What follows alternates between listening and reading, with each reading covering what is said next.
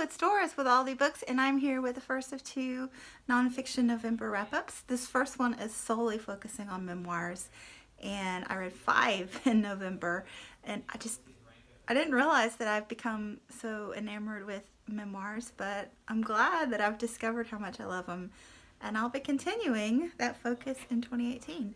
So the first one that I want to talk about today is Jimmy Carter, A Full Life Reflections at 90. So this is basically what it says. He's just thought of everything that he wants to share. You know, I mean, at 90 you have to realize that you don't have a lot of time left, and he has led a full life over so many decades and had so many profound life experiences, and he's just recorded them for us, and it is amazing. I've always had a soft spot for Jimmy Carter because my dad loved him so much. He was elected president when I was a little girl, and I just still remember my dad, you know, being so proud that a man of such integrity had gained the White House. So it was really a balm for my soul to read it at this current political climate as well. But anyway, it just talks about so many things. Like I said, you know, he grew up in a tiny, tiny community in Alabama, farming community, and it goes through his life in the military and the coming about of the nuclear age with nuclear submarines and politics leading up to the White House and during the White House and after the White House, and his humanitarian efforts with Habitat for Humanity and in governments overseas, and his efforts to eradicate parasites and diseases in third world countries. I mean, he was an American president and a Nobel Prize winner, and yeah. The next one I'm going to pick up is his, it focuses on his earliest years on the farm, and it's really interesting to hear him talk about the subtleties of racism and, you know, just growing up in that the farming community. Anyway, that one he was a runner-up for the Pulitzer for, so I mean, it's got to be great. This one was great. And speaking of great, the other one that I finished at the end of the month was Lab Girl by Hope Jaron. This is an excellent one if you're wanting to get into some science reads but you're a little hesitant. It's a botany-focused book, but she writes it in layman's terms, so it's never too hard-hitting with the science. It's just really interesting. But beyond that, it's so much more. That's why I think you'll really love it. It reads like you could read it a chapter at a time as, you know, inspirational and thought motivating text. She really has some deep thoughts. There's a beautiful thread that goes throughout the piece of friendship that she develops in grad school. She's in grad school, he's an undergrad. She brings him in as a lab partner, and he works with her the rest of their lives. I mean, they're still working together to this day. And it's just the loyalty and the friendship and watching the two of them become real adults together is just, it's just a beautiful thing. And then, you know, there's her getting married eventually and having a child of her own, and some bits about that mothering relationship at the end. And this is just a fabulous read. I think so many people would really enjoy this one. Then 2 more that I read. These are part of my, well, sort of.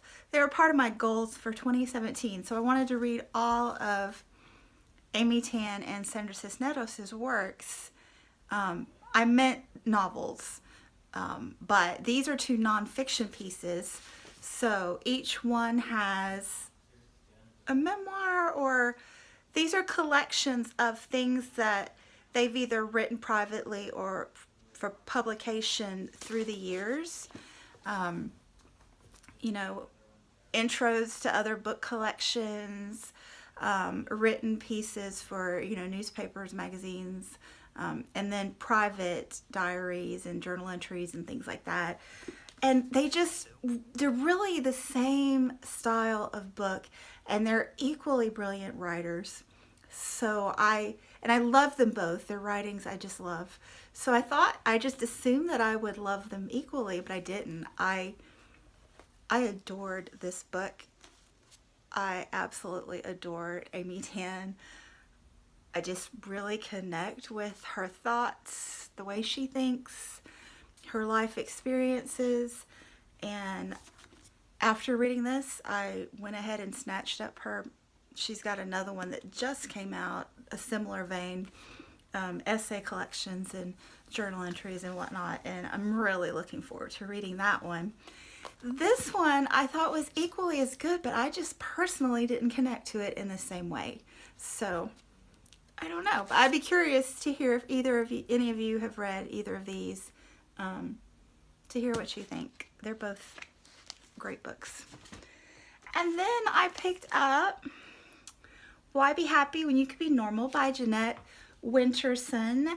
This is a memoir about a little girl who was adopted. It's about her life in her adopted family. Her mother, I think, probably dealt with a little bit of mental illness, and that leaked over into her religious life. She was a bit fanatic about that. And yeah, I just loved the way she, excuse me, I shut the door because my son was talking on Xbox, and now my cat is nervous because he can't get into me. Just a minute. Okay, I'm back. So this, she just is another one of those writers that had so many difficulties growing up and coming of age. You know, like she says, she deals with religious complications, she deals with sexuality, she deals with school and finding her place in life, and she struggles with mental health issues, and eventually after her adoptive mother passes away, she tracks down and meets her biological mother. And it's just interesting the way she deals with everything, and it's still so full of grace and dignity. It's a beautiful read. Her writing actually reminded me a lot of Allie Smith, just the beautiful short phrasing and the things she thinks about, but it's a little more earthy. So I just really connected with her writing style and her outlook on life. And in a similar vein, these are a few that I've read this year that I thought you might be interested in, you know, just having them all together in one video. So I'm just going to go through these quickly because I've already talked about them in prior videos. But The Glass Castle by Jeanette Walls is very, very similar to Jeanette Winterson in that, so funny, they're both Jeanettes. Another person whose life was chaotic growing up due to her parents, but she came through it with that same grace and dignity. I just love that storyline. I mean, I'm sad that they had to go through it, but the fact that you can come through hard times and still be such a fabulous person amazes me. But this one, they grew up out west, and parents moving them around all over the place. They eventually end up back in Appalachia where her father was from, and it just cycles downward from there. And then the children all overcome, but still have to live with the fact that their parents kind of don't. It's very interesting and a great read.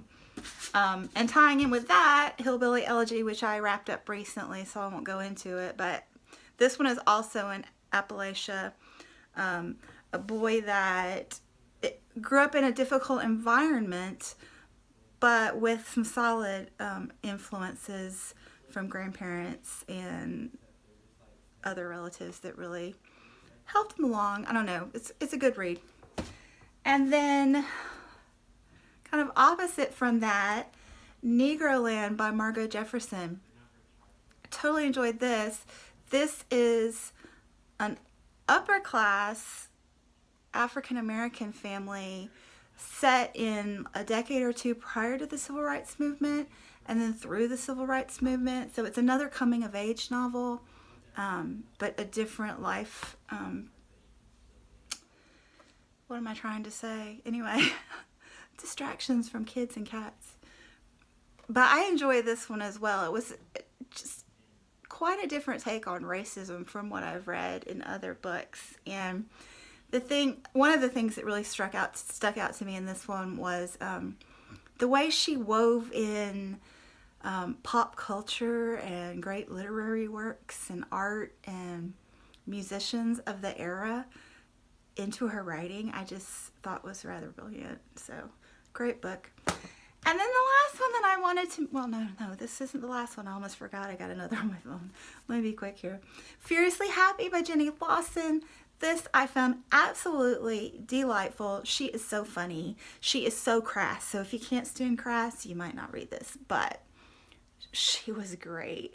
And she speaks to mental health and the human condition and seizing those moments of happiness and embracing them so well. I just thought this was so inspiring. I really did. Now, if you're interested in reading Jenny Lawson, can I please recommend that you start with this book? This book, like there's another one with a little taxidermy mouse on the front. That one came first in publication order. It also came first in her life experiences. But she has matured as a writer so much in this one. She really gets across her themes and concepts so well. And you are not hurt. It doesn't spoil anything for you to read this one first and then go back and read about her earlier life.